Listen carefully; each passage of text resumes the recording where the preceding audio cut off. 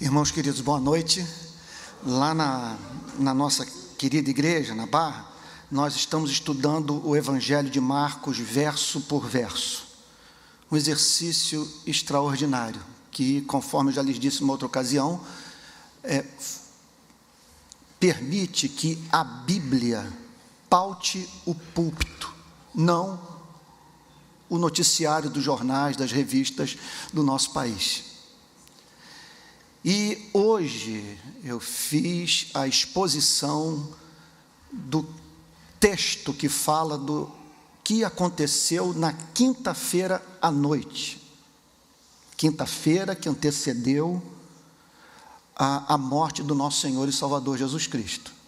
Então eu gostaria de chamar a atenção de vocês nessa noite para o texto que se encontra no Evangelho de Marcos, capítulo 14, verso 21, a mesmíssima passagem que serviu hoje de base para pregação na igreja filha da igreja Betânia, a igreja presbiteriana da Barra. Então, Marcos capítulo 14, verso 27. Martin Lloyd Jones diz que o objetivo do pregador na pregação, acima de tudo, é trazer senso de transcendência, presença de Deus para o local de adoração. É isso que nós esperamos que aconteça nessa noite. E para essa exposição bíblica, vou usar, conforme já lhes disse também, numa outra ocasião, o método de Calvino, que é o de ler o versículo, procurar entender o seu significado e fazer uma aplicação prática bem objetiva. É isso que nós vamos procurar fazer. Então, Marcos, capítulo 14, versículo 27, diz assim: Então lhes disse Jesus: Todos vós vos escandalizareis, porque está escrito: Ferirei o pastor e as ovelhas ficarão dispersas. Então, aqui está o Senhor Jesus apresentando uma profecia. Ele está ao mesmo tempo aconselhando seus discípulos, preparando-os para uma tribulação que se aproximava, e lhes apresentando em conexão a isso uma profecia. Vocês vão se escandalizar, vocês não vão conseguir, pelo menos temporariamente, encontrar motivo para permanecerem fiéis a mim. Vocês vão se escandalizar.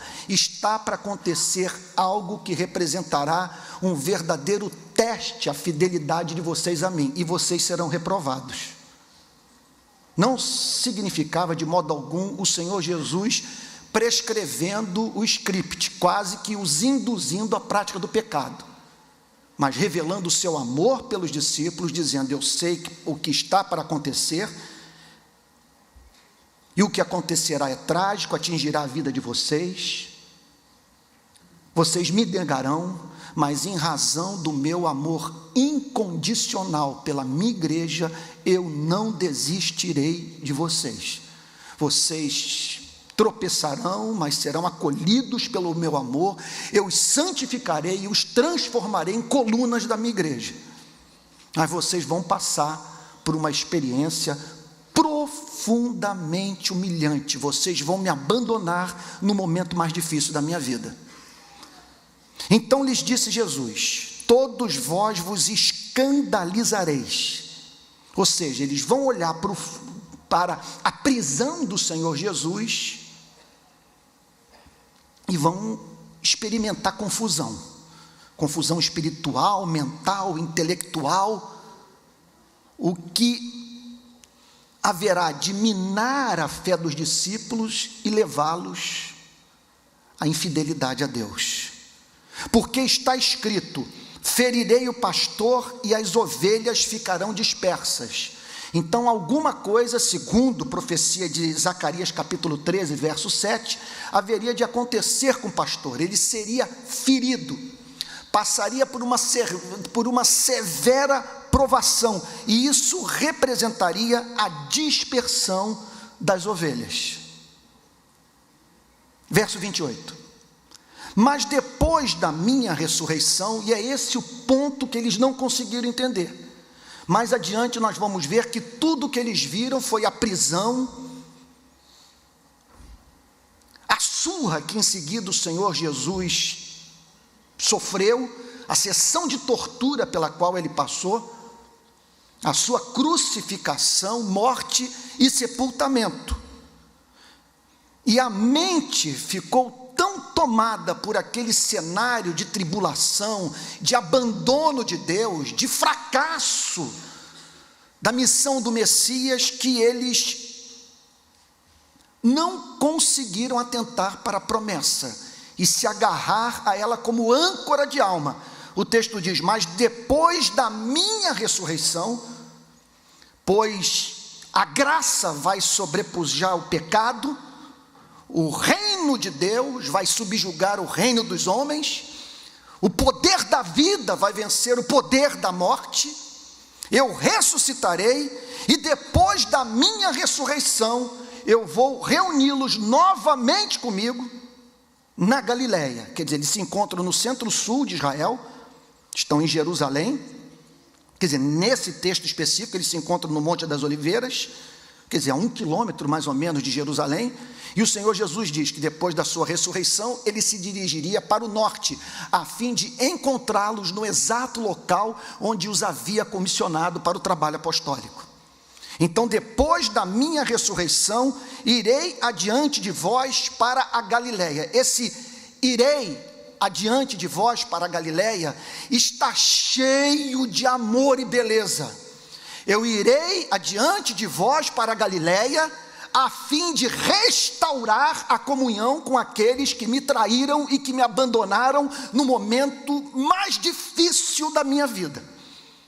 Esse é o sentido de irei adiante de vós para a Galileia.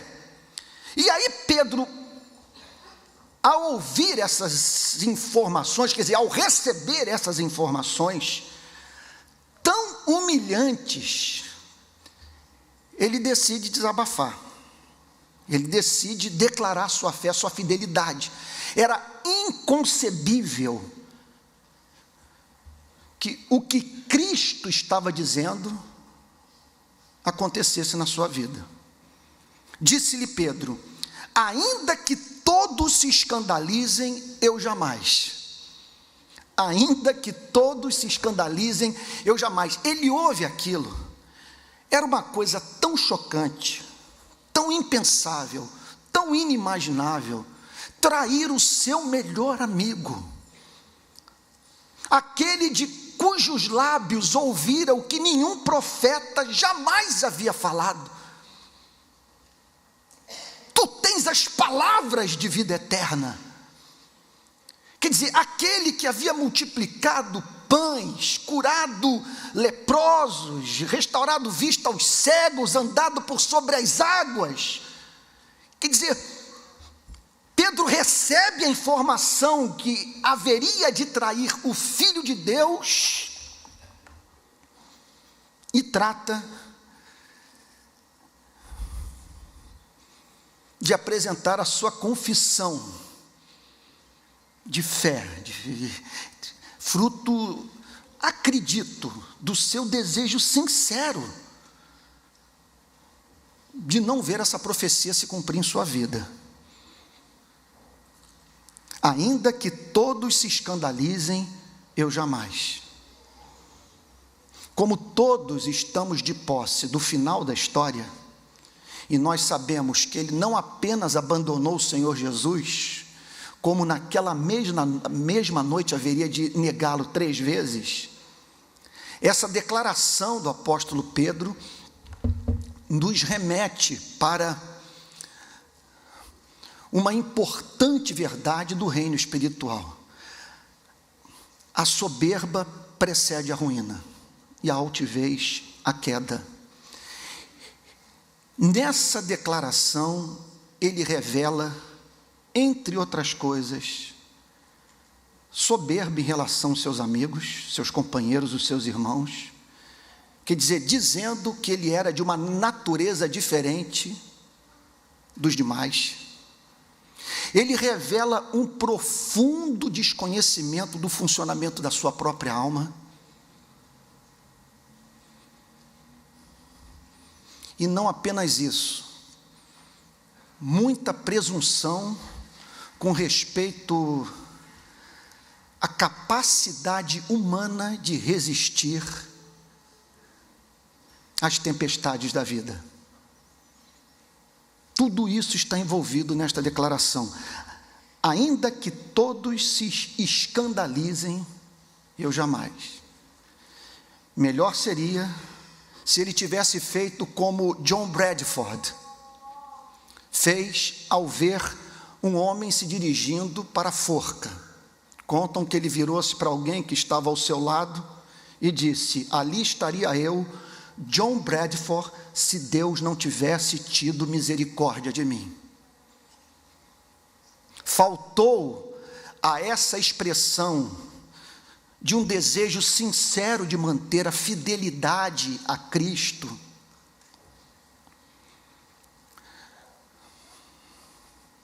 a expressão da dependência da misericórdia de Deus para viver.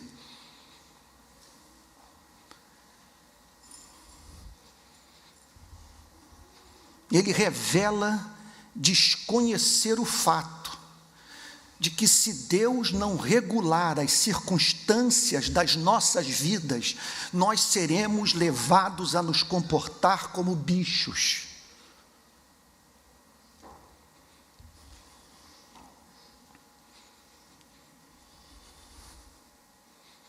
Esse é o engano que muitos cometem, especialmente uma revista como a Veja, ao lidarem com os problemas no campo da segurança pública que o nosso país tem enfrentado. O erro consiste em botar muita ênfase na responsabilidade humana em detrimento do papel corruptor do meio. Então a gente vê um articulista como Reinaldo Azevedo dizendo que quem mata, mata porque quer matar, é responsável pelos seus atos, e que a solução é mais polícia e prisão. O que o cristianismo vai dizer sobre esse ponto de vista ideológico? É que, muito embora o homem seja responsável pelos seus atos,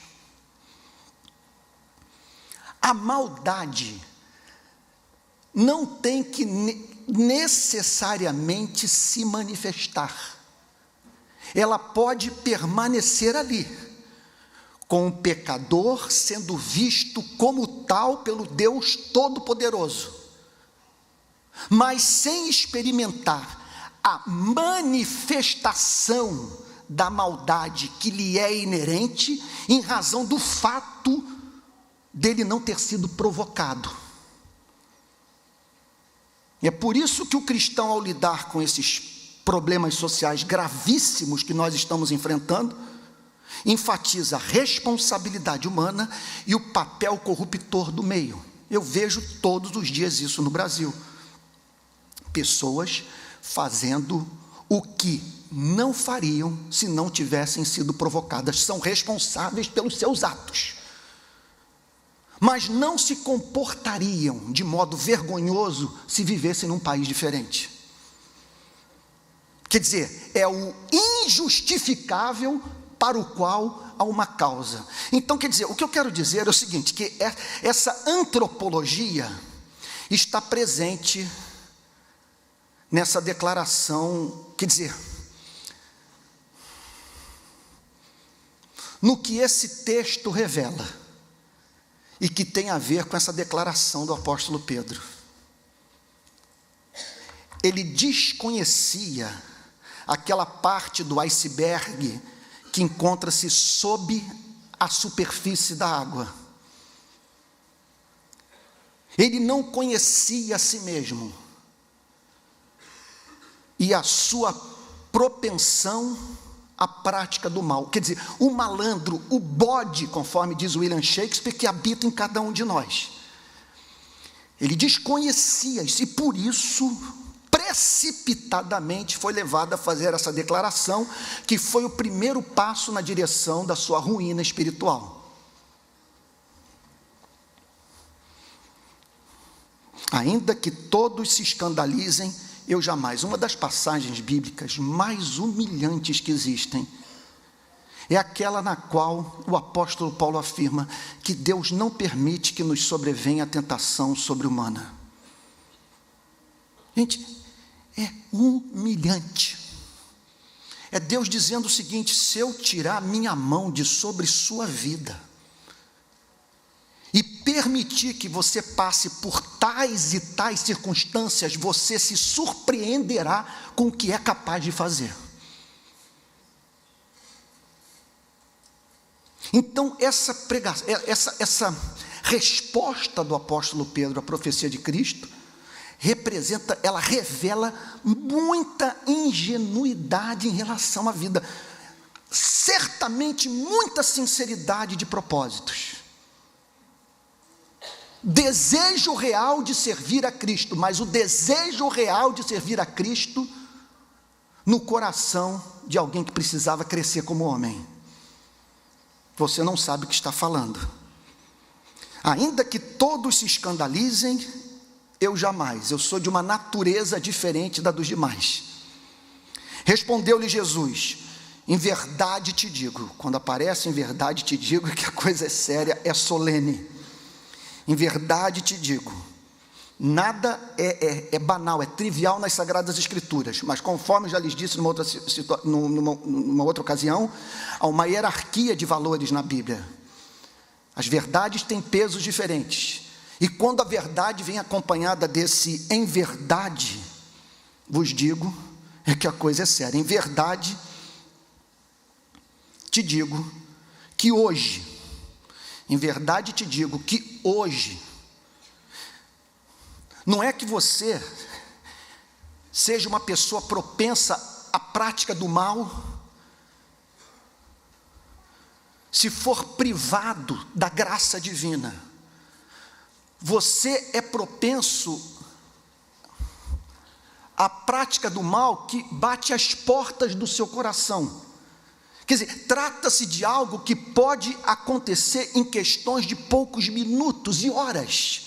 Em verdade te digo que hoje, nesta noite, ou seja, dentro de poucas horas, antes do galo profeta profetizar, antes que 2 vezes cante o galo, antes que Deus use a natureza, a sua criação, para falar a você, quer dizer, até as 3 da madrugada, antes do galo anunciar a chegada do amanhecer, antes que 2 vezes cante o galo, tu me negarás 3 vezes. Que diálogo! Porque é o diálogo entre 2 pessoas que certamente se amavam. Uma sem contato com o seu próprio espírito, com o seu coração, quer dizer, sem conhecer a si mesma, e outra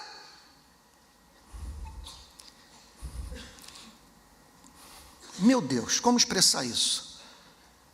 Outra que, apesar de conhecer toda a propensão do objeto do seu amor, a prática do adultério, o amava de modo incondicional. Não é o diálogo de um Salvador que queria se afirmar sobre um discípulo frágil. É o diálogo, quer dizer, entre o Salvador e um discípulo que dentro de aproximadamente 50 dias seria batizado com o Espírito Santo e pregaria a primeira mensagem da era pentecostal da igreja, levando 3.000 pessoas de uma só vez a Cristo. Mas um homem em cuja vida Deus precisava trabalhar, especialmente naquela quinta-feira escura, no Monte das Oliveiras, no jardim do Getsêmani. Em verdade te digo que hoje, nesta noite, antes que 2 vezes cante o galo, tu me negarás 3 vezes. Mas ele insistia com mais veemência. É muita ousadia. Ainda que me seja necessário morrer contigo, de nenhum modo te negarei. E assim disseram todos. Nunca a igreja esteve tão enganada ao seu respeito. Quer dizer, ainda que me seja necessário morrer contigo, de nenhum modo te negarei. Usando o português aí da rua, da favela, é a diferença entre o apelo que é feito para você carregar a sua cruz, para negar-se a si mesmo, e a gente vem, me lembro das palavras do reverendo Antônio Elias, ele revelando uma certa tristeza com relação à atual geração de crentes, contrastando a resposta das pessoas no passado, no período do início do seu ministério, que aceitavam os apelos com lágrimas, e que, segundo ele, hoje, no presente, aceitam apelo vindo para o altar, mascando chiclete. Aqui está a diferença entre você cantar com os braços abertos, que vai carregar a sua cruz, que vai dar sua vida por Cristo, sabe, não importa onde for, como é que é a música? Seguirei ao Senhor, sobre terra ou mar, onde Deus mandar, irei. Outra coisa é quando a chapa fica quente, e você se vê numa situação em que é levado a dizer de si para si mesmo, como o outro disse: o que eu estou fazendo aqui? Qual é o sentido de eu estar enfrentando esses temores?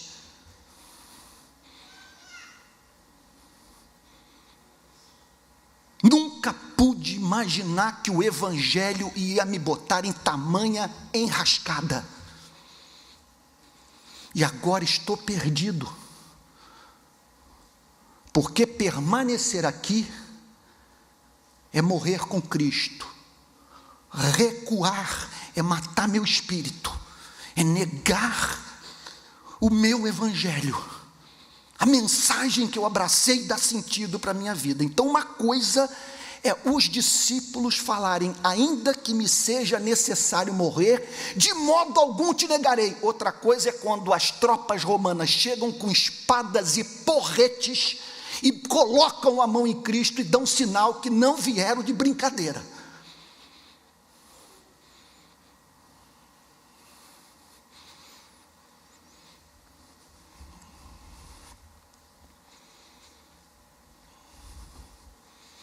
Eu me sinto um verme. Hoje, chegando na igreja, salto do carro, vou na direção do templo, vejo duas irmãs chegando, a filha e a mãe. Meu Deus, a mãe cheia de saúde, firme, passos assim, fortes, e caminhando na direção do templo, mas com Alzheimer. Eu olho para a filha, olho para sua mãe, membro antigo da nossa igreja, e digo para ela: minha irmã, você está na prova. E ela desata a chorar: pastor, não estou tendo força.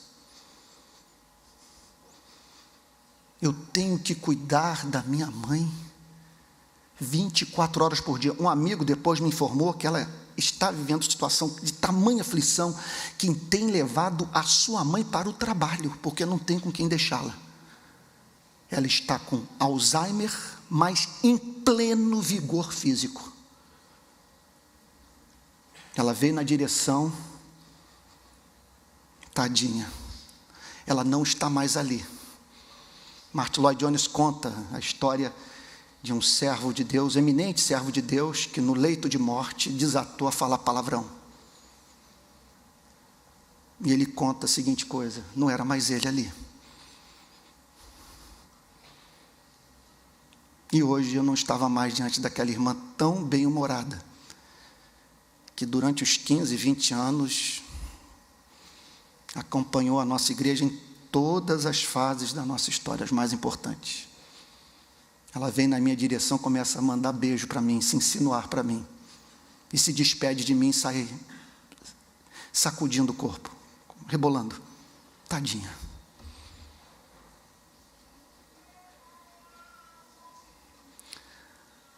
desgraça do ministério pastoral é você se deparar com essas situações e dizer o seguinte: Deus amado, aqui estou eu diante da tarefa de oferecer a sua consolação para alguém que, caso eu estivesse em seu lugar, eu não saberia o que fazer com minha própria vida.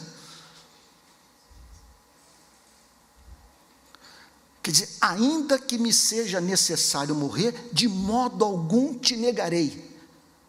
Uma coisa é fazer essa declaração aqui, outra coisa é fazer essa declaração quando a morte está fazendo sombra para você. Ela está tão próxima que você percebe a sua sombra. Gente, em outras palavras, baixa a bola. Usando o português da rua, todo mundo andando pianinho. Não sabemos o que nos aguarda.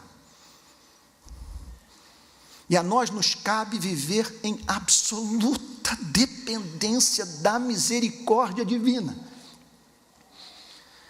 E a nossa única esperança realmente está presente no hinozinho, me parece, pentecostal do passado. Meu barco é pequeno, tão grande é o mar, Jesus segura minha mão. Ele é meu piloto. Como é que é o resto?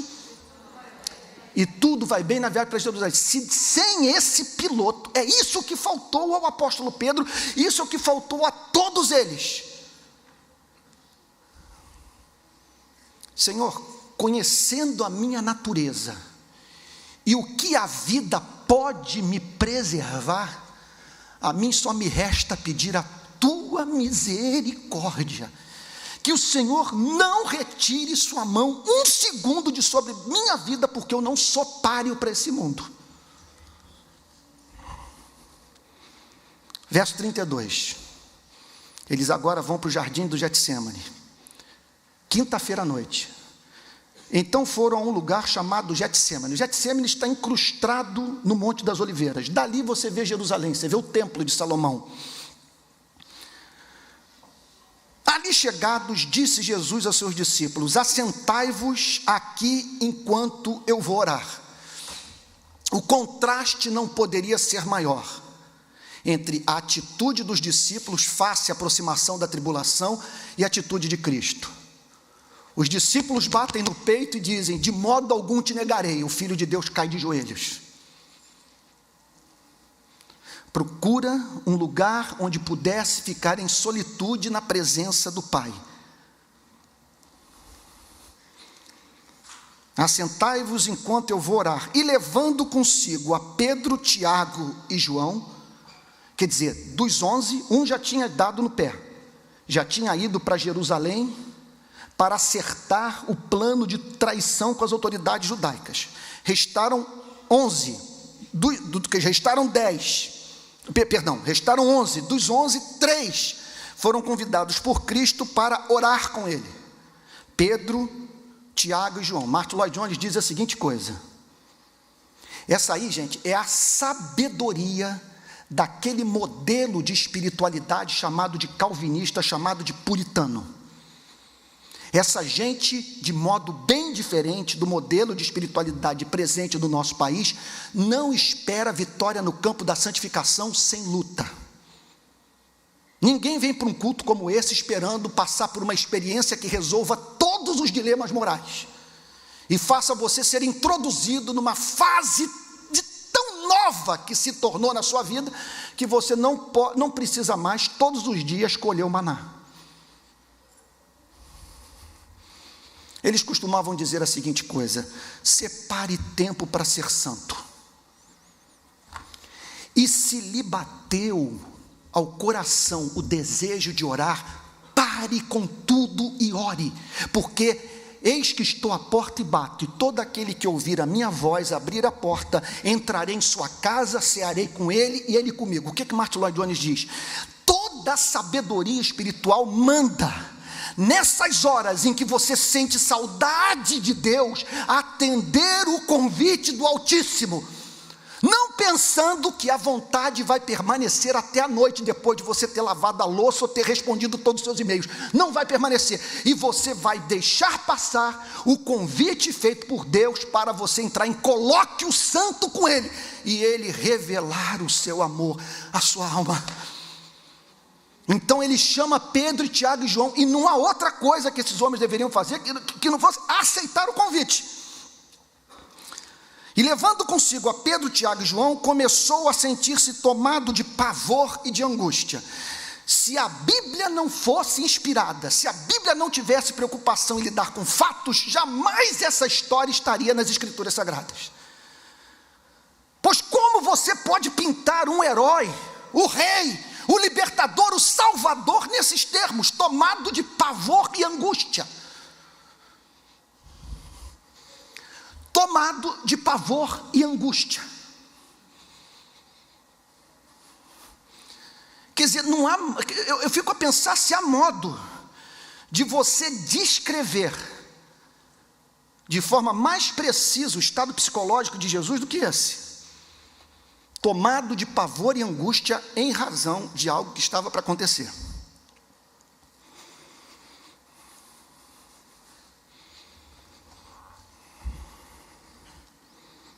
Verso 34, e lhes disse: a minha alma está profundamente triste até a morte.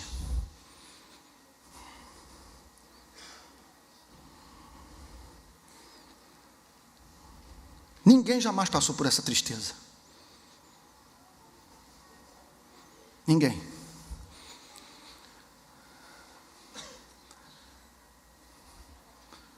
Por que essa tristeza? Notem que os discípulos perceberam que ele estava tomado de pavor e angústia. E depois ouviram a declaração que era a expressão do estado emocional visível de Cristo. A minha alma está profundamente triste até a morte. Essa tristeza ninguém jamais sentiu e jamais poderá experimentar em sua vida. Se juntar todos os nossos dramas, todas as lágrimas que nós juntos derramamos, não chegaremos perto do que Cristo experimentou no Getsêmani. Por quê? Porque no Getsêmani, o Filho de Deus, quer dizer, a segunda pessoa da Trindade, se viu diante do pior sofrimento concebível, que foi experimentado pelo ser mais sensível do universo. Vocês imaginem a pior dor experimentada pelo ser mais sensível.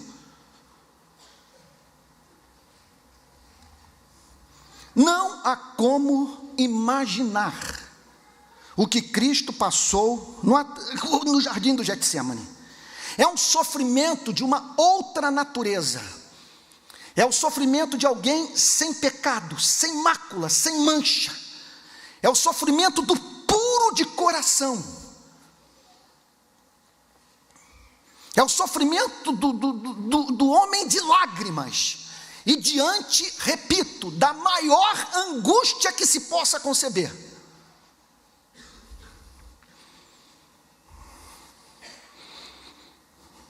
É como diz Pascal, em Pensamentos. Nisso consiste a grandeza e a miséria do homem.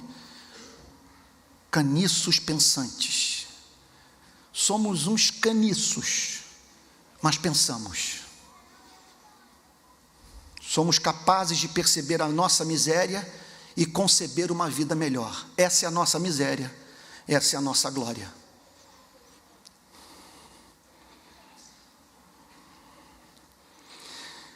A minha alma está profundamente triste até a morte. Ficai aqui e vigiai. Então, certamente, pastor Vanderlei já deve ter falado isso nos aconselhamentos, nas suas pregações aqui, como terapeuta de alma, que tem sido para muitos de vocês, tem sido especialmente para mim. Na hora da mais profunda depressão, Jesus procurou o Pai e os amigos. Ele procura o jardim do Getsêmani a fim de orar e se cerca de 3 grandes amigos: Pedro, Tiago e João. Gente, não há dúvida de que essa história está registrada nas Sagradas Escrituras como prescrição bíblica, divina,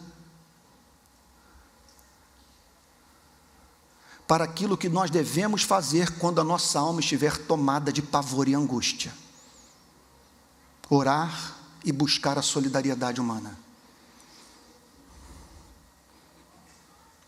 É certo que Deus haverá de prover para você um Pedro, um Tiago e um João, que é da vontade de Deus que você seja abraçado por Cristo através de membros da sua igreja. Essa é uma provisão da graça divina para a sua e para a minha vida. E eu tenho que reconhecer, e graças a Deus, nessa igreja, não teria chegado até aqui sem os Pedros, os Tiagos, os Joões que Deus botou na minha vida, que enxugaram minhas lágrimas, que me ajudaram a tomar decisões sóbrias, que me ajudaram a me perdoar, que me deram esperança. O Filho de Deus precisou da simpatia humana. Você e eu precisamos também.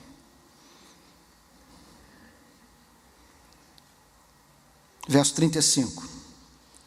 E adiantando-se um pouco, prostrou-se em terra. Então seu corpo segue o seu estado emocional. Aqui ele está literalmente encurvado.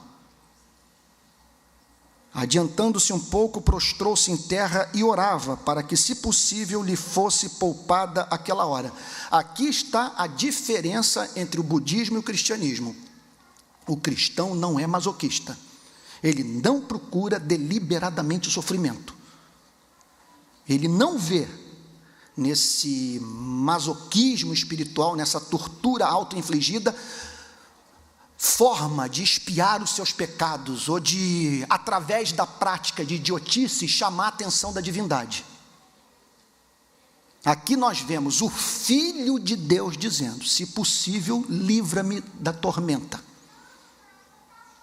Poupa minha alma desse momento de tamanha angústia que se aproxima.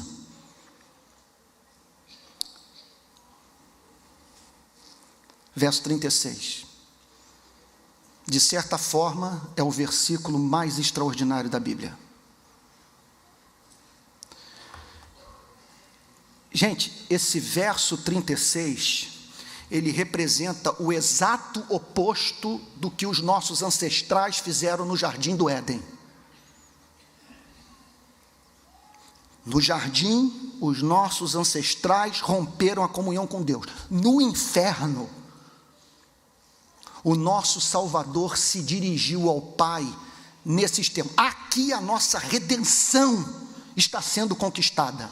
Aqui, aleluia, o pacto das obras está sendo cumprido pelo nosso Salvador. Olha o que o texto diz. E dizia: Abba, Pai. Gente, qual é o motivo da existência da Igreja Betânia? O que eu estou fazendo aqui? Por que temos pastores, presbíteros e diáconos? Por que essa história de você pegar parte do seu rendimento e investir nessa igreja? Por que lutarmos por isso aqui? Entre outras coisas, para que homens e mulheres, seja qual for a tormenta da vida, não percam de perspectiva o fato de que Deus os ama. O nosso propósito maior é chamar homens e mulheres para crerem na bondade de Deus, porque aqui nós vemos o Filho de Deus como nosso grande paradigma no inferno, chamando Deus de Pai. A palavra aramaica que uma criança usava dentro de casa na relação com seu pai. e dizia: Abba, Pai, tudo te é possível.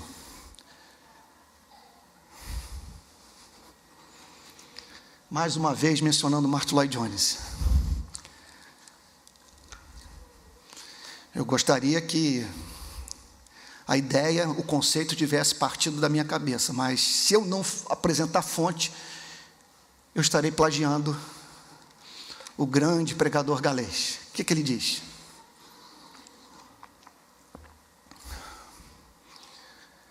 Que ao orar, nós nunca devemos começar com os nossos problemas.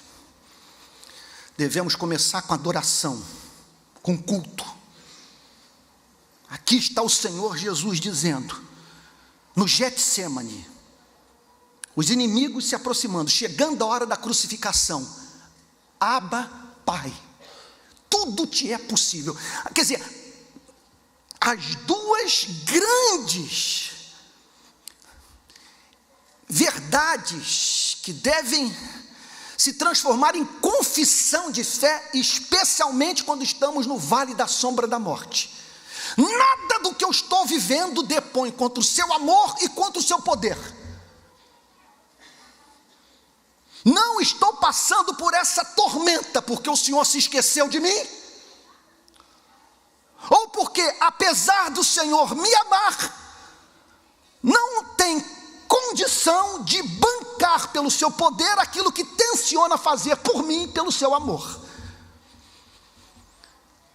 Abba, Pai, tudo te é possível. Passa de mim este cálice. Ninguém deu tratamento melhor para essa passagem na história da igreja, muito provavelmente, do que John Stott. Quando ele declara na sua Magnum Opus, a cruz de Cristo, que esse cálice não era o cálice da morte, do abandono, da traição, do sofrimento físico. Era o cálice que produzia atordoamento. É o cálice que produzia angústia.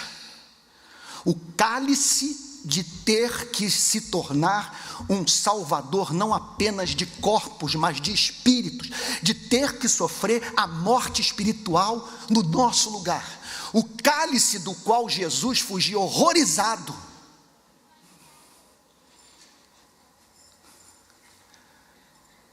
Era ter que dizer para o Pai: Deus meu,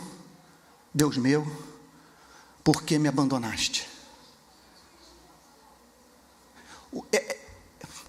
Ou seja, ele teria que experimentar o inferno.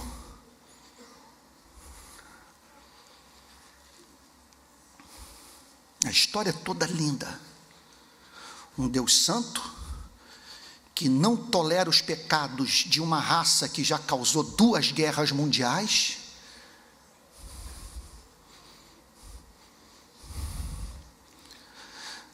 que decide criar um povo para si e perdoá-lo, mas perdoá-lo de modo justo.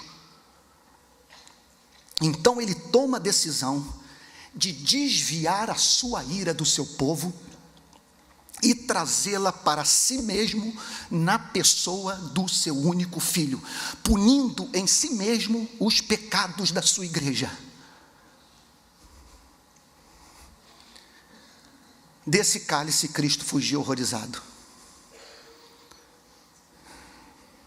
Passa de mim este cálice, contudo não seja o que eu quero, e sim o que tu queres.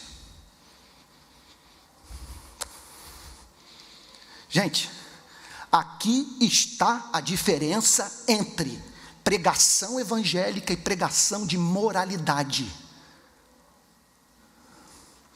De certa forma, pouco importa para a igreja se você é homossexual, se você é traficante de drogas, político corrupto. A meta do ministério cristão é levar homens e mulheres a professarem fé nesse Deus de amor, a afirmarem: Abba, Pai, tudo te é possível. Contudo, não seja como eu quero, e sim como tu queres. Quer dizer, essa é a diferença entre pregar moralidade e pregar o evangelho.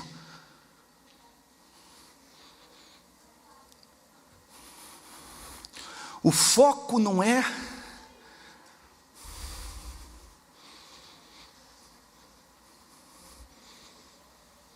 a formação de respeitáveis homens e mulheres. O foco é a sua oração se transformar no monólogo.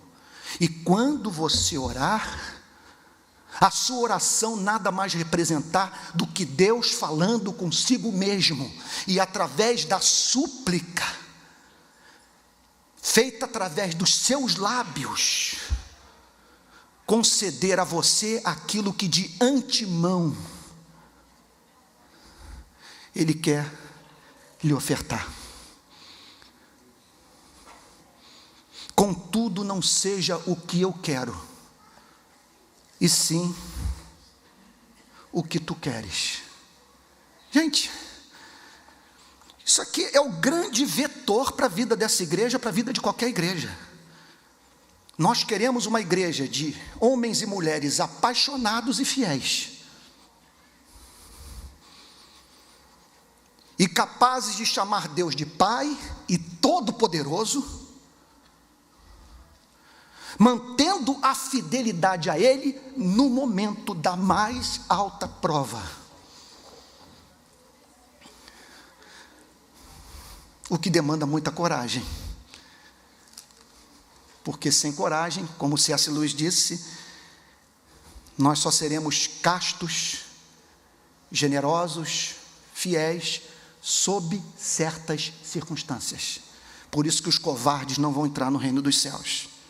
Verso 37, voltando, achou-os dormindo. Hoje, sem querer dar aqui uma sem que mínimo desejo de expressar falsa modéstia,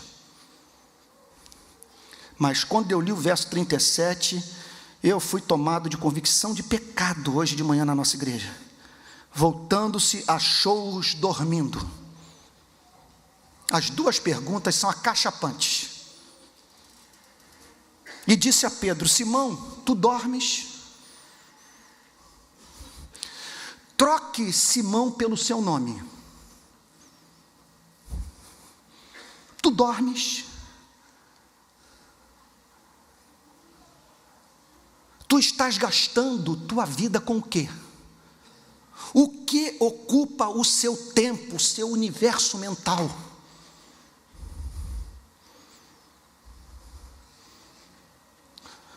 Você está atento para o fato que a travessia por este mundo representa ter que cruzar um deserto de serpentes abrasadoras?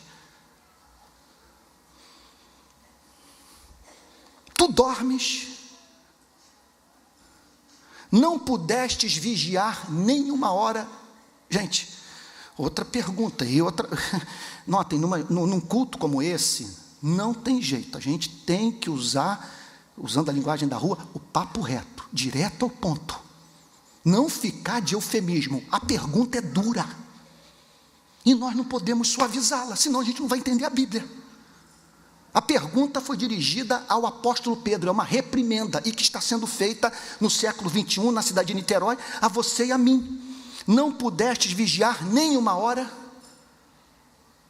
O que significa não vigiar? O que significa dormir? Significa você viver num estado tal de torpor, do qual você só recobrará a consciência quando for despertado pela tribulação. É ser acordado pela prova, com susto, e consequentemente correndo o risco de não se comportar como homem.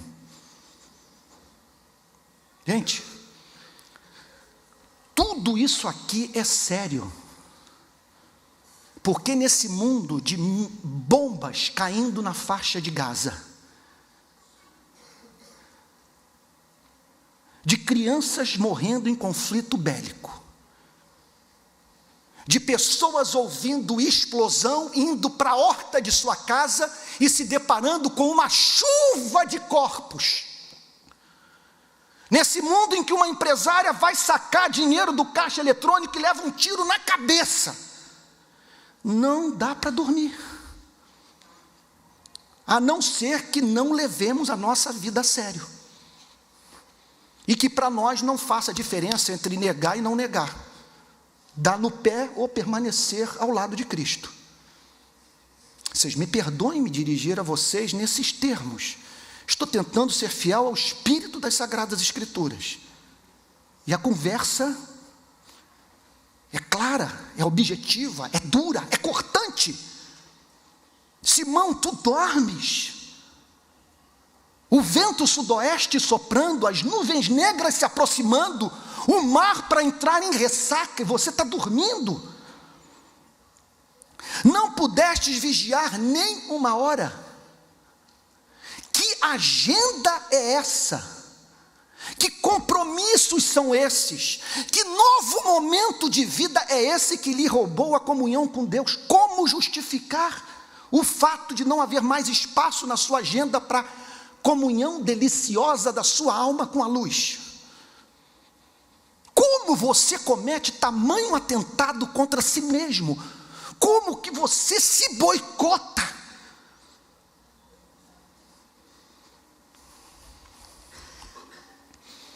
A ponto de deixar de se manter em comunhão com o único que não permitirá que o cenário externo de escuridão entre na sua alma. Verso 38.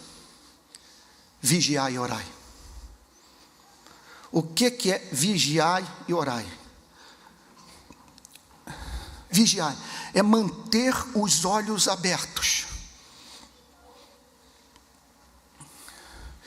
É olhar para a Ucrânia, olhar para a faixa de Gaza, olhar para as injustiças sociais, para aquele servo de Deus que ia bem, e que hoje ninguém mais crê no que ele prega, porque ele trocou o direito da primogenitura por um prato de lentilhas, e eu estou perto disso 24 horas por dia. Então vigiai. E se a vigilância for real, você cai de joelhos, e se você cair de joelhos, você abre os olhos mais ainda. Vigiai e orai, para que não entreis em tentação.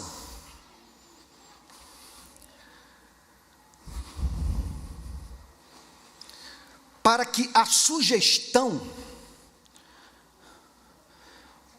feita pelo inferno e que ganhou força em razão das suas circunstâncias de vida, já que o diabo veleja com vento, não se transforme em desejo no seu coração, a fim de que você não ofereça o seu corpo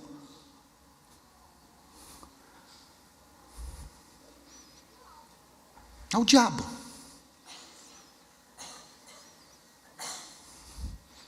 e permitindo que, através desse contato com ele, você engravide e gere filhos ilegítimos.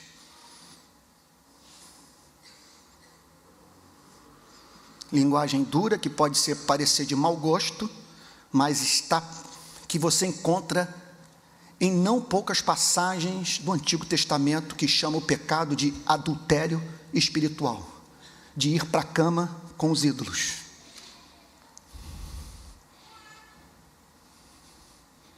A Bíblia chega ao ponto de dizer: abrir as pernas para os falsos deuses. Vigiai e orai para que não entreis em tentação. O espírito, na verdade, está pronto, mas a carne é fraca. Quer dizer, há uma parte dentro de você que clama pela comunhão com Deus, através da qual você se põe em contato com seu Criador, o Espírito. Há uma obra da graça em você. Você tem um homem interior que foi criado pela graça. Você recebeu uma nova natureza. abro um parênteses aqui para dizer o seguinte: isso deve ser levado por nós em consideração nas sessões de aconselhamento que nós tratamos de problema de depressão. Há a depressão do regenerado. O incrédulo não tem a mínima ideia do que significa. A depressão do regenerado consiste em aquele que nasceu de novo viver uma vida que provoca violência à sua nova natureza. Esse é privado das consolações do Espírito Santo. O que levou o rei Davi a dizer: restitui-me a alegria da sua salvação. O espírito está pronto, mas a carne é fraca. E o maior erro que você pode cometer na interpretação dessa passagem é julgar que carne aqui significa a sua natureza pecaminosa. Carne aqui significa o corpo. A carne é fraca. Os nossos instintos tentam comandar a nossa vida. E muitas vezes os anelos do espírito entram em conflito com as demandas da carne. A carne quer comida, a carne quer bebida, a carne quer proteção. E muitas vezes o espírito vai botar a carne em prova.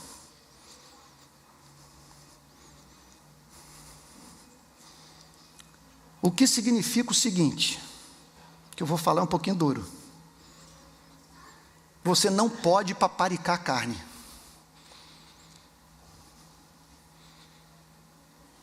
Deve cuidar dela, porque é através desse corpo que você produz atos de justiça, você prega, você abraça, você amamenta, você corta cabelo de pessoas, quer dizer, constrói pontes. Contudo, a carne tem as suas demandas, que podem se transformar em caprichos, e que tendem a nos levar à ruína espiritual. Vejam o que vem mais adiante. Retirando-se de novo, orou repetindo as mesmas palavras. Voltando, achou-os outra vez dormindo, porque seus olhos estavam pesados e não sabiam o que lhe responder. Eu acho essa declaração muito interessante. Não sabiam o que lhe responder. Não é totalmente bom, mas é menos ruim do que você tentar se justificar.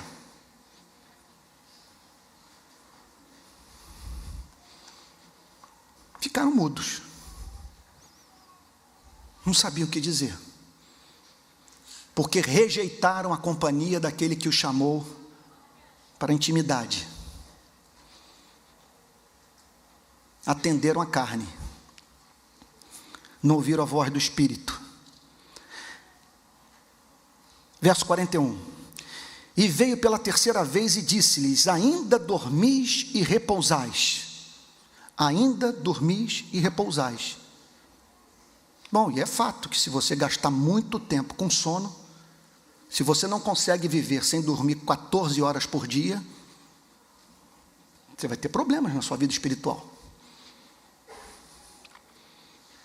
Se você mimar a carne, passar muito tempo em demasia, se penteando, pintando as unhas, sabe, na academia, testando vestidos e paletós, quer dizer, em busca de visibilidade, querendo ser amado e honrado. Notem que eu não estou pregando aqui ascetismo, eu não estou pregando deixarmos de nos vestir com elegância, de praticarmos atividades físicas, de nos alimentarmos corretamente e dedicarmos tempo suficiente ao sono.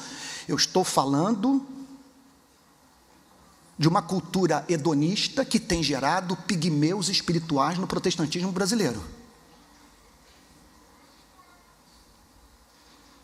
O que eu estou falando é que você jamais será vitorioso no mundo espiritual se você não praticar violência contra a sua própria carne.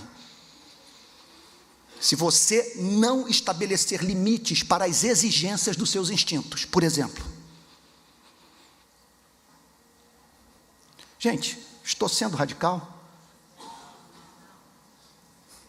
O que fazer com as palavras do apóstolo Paulo? Esmurro o meu corpo e o reduzo à servidão, para que, tendo pregado a outros, não seja eu mesmo desqualificado. Se você não arrancar braço, não arrancar olhos, não cortar pernas, não vai entrar no reino dos céus. Eu sei que na internet estão ensinando diferente. Na internet estão dizendo que Deus é gracioso, que a graça é uma quarta pessoa da Trindade, que aplaca a ira da Trindade, que se interpõe entre a Trindade e o homem. Estão ensinando na internet que larga é a porta e espaçoso o caminho que conduz à salvação, e são muitos os que entram por ela. É um conceito de graça que o produto final é cristãos idênticos a não cristãos, com exceção do fato dos cristãos terem se tornado suficientemente sem vergonhas a ponto de serem muito maus, porque Deus é muito bom. Foi-lhes ensinado que Deus é bom. Então, em vez de responderem à bondade de Deus com fidelidade, não praticando as obras que levaram Cristo à cruz, essas pessoas se sentem livres para viverem esse cristianismo, no mínimo, esquisito.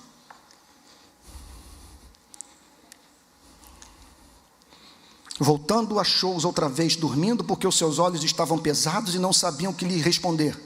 Veio pela terceira vez e disse-lhes: ainda dormis e repousais? Basta, chegou a hora, o Filho do Homem está sendo entregue nas mãos dos pecadores. Levantai-vos, vamos, eis que o traidor se aproxima. O que aconteceu? Durante o momento da oração, ficou absolutamente certo que ele teria que tomar o cálice. E ele se levantou e disse: vamos, cadê Judas? Vamos para a direção de Judas, vamos ao encontro dos soldados romanos, vamos ao encontro aos soldados do Sinédrio, porque é da vontade do Pai que eu morra de modo substitutivo, expiatório pela sua igreja, a fim de apresentar a Deus um povo santo, lavado pelo sangue do Cordeiro, povo de propriedade exclusiva do seu Criador.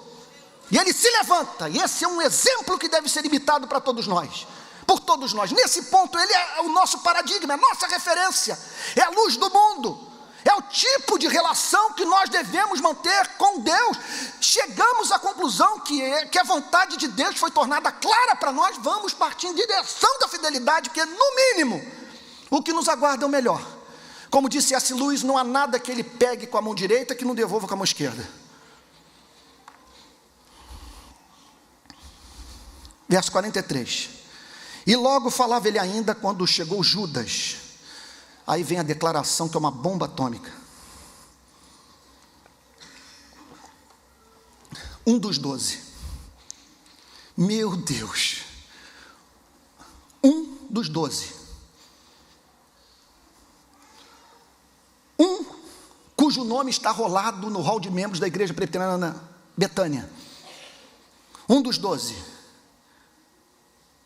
Um dos que viram Jesus andar por sobre as águas, testemunharam do milagre da multiplicação dos pães, que viram paralítico andar, cego recobrar a vista. Um dos 12.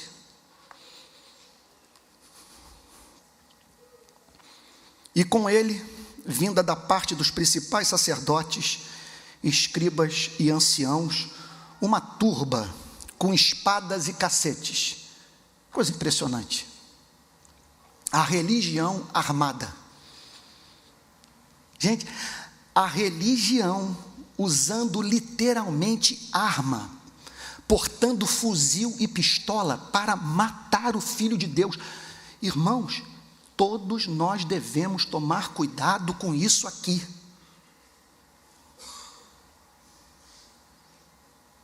Há uma tendência em toda a instituição de, no decorrer do tempo, se transformar no seu oposto. Por isso precisamos vigiar e os pastores pregarem expositivamente livros inteiros da Bíblia. Ensinarem a palavra de Deus, para que regularmente a igreja seja lavada pela palavra, porque caso contrário nós vamos nos transformar nisso, ainda que inconscientemente envolvidos na trama de matar o Messias. Então uma turba com espadas e cacetes. Ora, o traidor tinha-lhes dado esta senha. Este é o sinal. O primeiro que eu beijar é ele. Aquele a quem eu beijar é esse. Prendei-o e levai-o com segurança.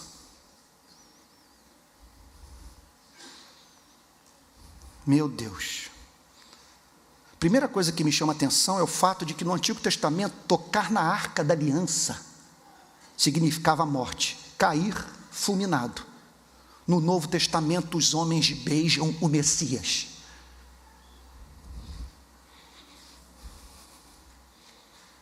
Que coisa, meu Deus, que mudança. Que glória, se você não consegue perceber esse mistério, se isso não o encanta, você precisa pedir a Deus renovação espiritual. Não se podia tocar na arca da aliança, e aqui os amigos de Jesus podem abraçá-lo e beijá-lo, e ninguém beija ninguém impunemente.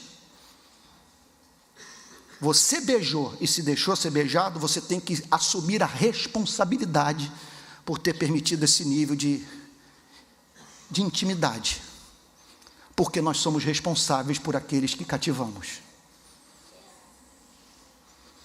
O pecado de Judas não tinha tamanho. Traiu o que o amou, o Filho de Deus, e alguém com quem ele mantinha esse tipo de relação.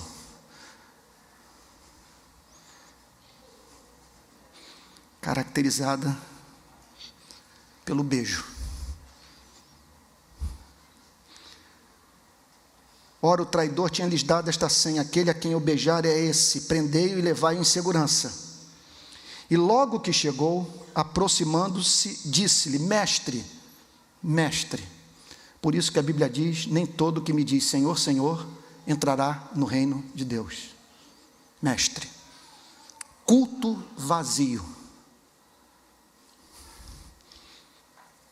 Quer dizer, expressão de honra que era puro vácuo. Mestre, e o beijou. Então lhe deitaram as mãos e o prenderam. Os homens viram o Filho de Deus, a encarnação do amor, e decidiram dar uma surra nele, e o colocarem no madeiro e o matarem. Nisto, um dos circunstantes, sacando da espada, feriu o servo do sumo sacerdote e lhe cortou a orelha. Todos nós sabemos quem é a vítima, quem é o algoz. Está falando de Malco e do apóstolo Pedro. Já estou terminando. Disse-lhe Jesus, essa declaração é muito interessante. Ela antecede a formação do chamado Estado Democrático de Direito. Saístes com espadas e cacetes para prender-me, como a um salteador. Quer dizer, vocês estão me prendendo sem o devido processo legal. Vocês estão prendendo inocentes, vocês estão praticando abuso de poder. Eu nunca vou entender uma igreja que condena o que fizeram com Cristo e que não condena o que estão fazendo com seres humanos no nosso país e no mundo. E nunca vou entender pessoas no Facebook combatendo o que Israel está fazendo em Gaza e que não mostram a mesma valentia no Brasil. É impressionante. Tem um pastor que não sai, é manhã, tarde e noite batendo em Israel. Não estou defendendo Israel. Eu lamento crianças palestinas estarem morrendo em razão desse desatino histórico que marca a relação dessas duas nações. Mas não tem autoridade para falar sobre faixa de Gaza quem lida com as violações de direitos humanos no nosso país em absoluta indiferença. Verso 49. Todos os dias eu estava convosco no templo ensinando e não me prendeste. Contudo, é para que se cumpram as Escrituras. Eu falava abertamente, meu discurso era claro, objetivo, não tinham que esconder dos homens. Vocês, contudo, decidiram me prender, mas a vontade de Deus está sendo cumprida e Deus está usando a maldade humana para levar a cabo os seus propósitos. Esse é o grande mistério da vida que a Bíblia não explica. Aqueles homens nada mais fizeram do que cumprir tudo que Deus havia predeterminado. E Deus predeterminou que Jesus seria traído mediante a ação de agentes livres. É um mistério. Último versículo. Então, deixando, todos fugiram. A profecia se cumpriu. Jesus ficou sozinho naquela noite.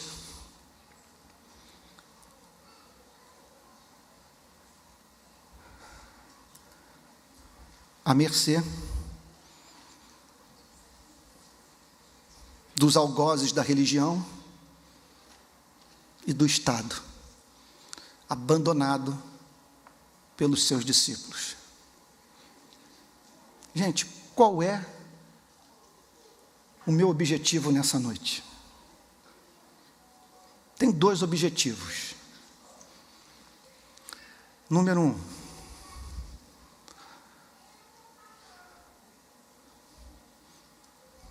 levá-lo, juntamente comigo, na dependência do Espírito Santo, a responder à vida e ao amor do Pai, tal como Cristo o fez.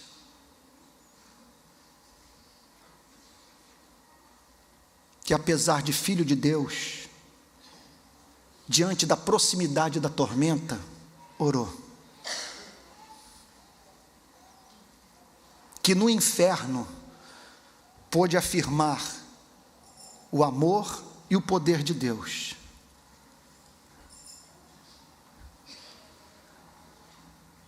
E fazer da vontade do Pai a sua vontade, da sua oração um monólogo divino. Gente, essa é a meta da Igreja Presbiteriana Betânia. É a meta de toda igreja verdadeira, levar homens e mulheres a dizerem: Deus é bom, Deus é poderoso, e em razão da sua excelência a Ele eu me submeto com todo o meu ser, com toda a minha vida. E eu não quero nem tribulação, nem paz, eu quero a sua vontade. Quero sua vontade. E o segundo objetivo dessa mensagem é que você se encante com seu Salvador. Em primeiro lugar, ao ver o preço que Ele pagou para salvá-lo. Em segundo lugar, ao ver que é em razão do seu amor incondicional que nós perseveramos até o fim. É impressionante saber que todos o abandonaram, e foi essa matéria-prima que Deus usou para levar o Evangelho para o mundo inteiro. Porque aqueles 11 haveriam de ser resgatados, perdoados, batizados com o Espírito Santo, e em razão da obra da graça em suas vidas, haveriam de dar suas vidas literalmente por Cristo. Segundo os historiadores, dos 11, apenas um não sofreu morte violenta. Todos selaram seu testemunho com a entrega total de suas vidas a Deus. Porque aquele que começou a boa obra em nós, haverá de completá-la até o dia de Cristo Jesus. Essa é a nossa esperança. Se olhássemos para aquela noite de quinta-feira, chegaríamos à conclusão que Deus não tem igreja. Mas o Deus que não cessa de nos amar, foi ao encalço da sua igreja,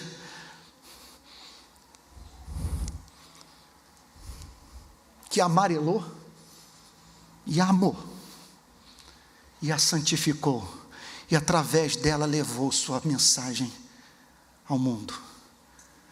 E que todos nos encantemos com o amor do Filho pelo Pai. Abba, Pai, sei que tudo te é possível. E quero lhe dizer nesse jardim, transformado em inferno, que a minha comida consiste em fazer a vontade daquele que me enviou e realizar a sua obra.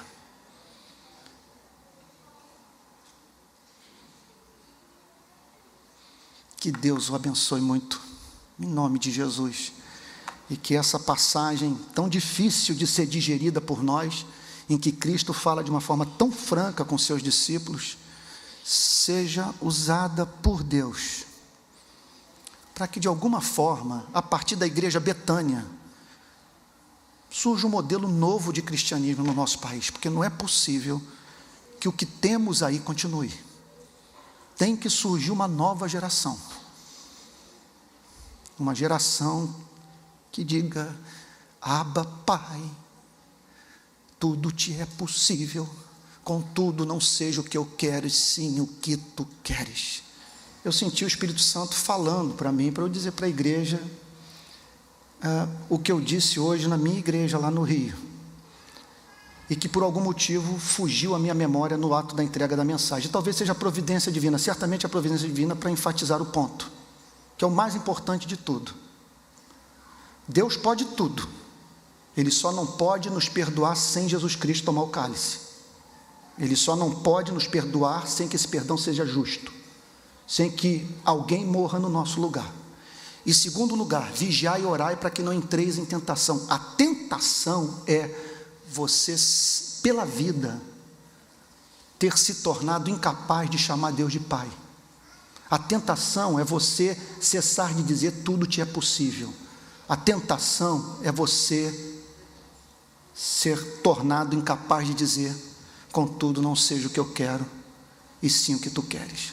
Na verdade, nós estamos aqui para isso, para imitar Jesus Cristo, através da fidelidade e fé implícita na bondade e no poder de Deus. Deus abençoe. Obrigado.